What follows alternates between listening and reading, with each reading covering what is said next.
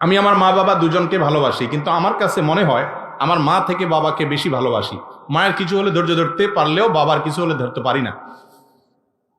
আমার প্রশ্ন হলো, এরকম আচরণকে আমার গুনাহ হবে? মায়ের অধিকার বেশি। নবী করিম সাল্লাল্লাহু আলাইহি সাল্লামকে একজন জিজ্ঞাসা করেছেন, ইয়া রাসূলুল্লাহ, আমি কার কথা শুনবো?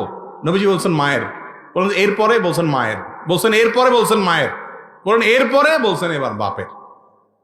ডক্টর জাকির নায়েক খুব সুন্দর বলে এই জন্য, বলে যে আল্লাহ রাসূল সাল্লাল্লাহু আলাইহি সাল্লাম 3 বার মায়ের কথা বলছেন, তার মানে gold medal, bronze medal, silver medal, তিনোটা মায়ের। বাপের একটা সান্ত্বনা মেডেল দিস। বুঝতে পারছেন?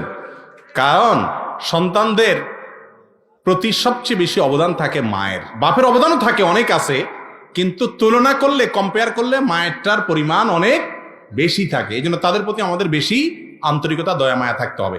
সৃষ্টিগতভাবে কারোর প্রতি আপনার দুর্বলতা চলে আসে, এর কারণে আপনি গুনাহগার হবেন না ইনশাআল্লাহ।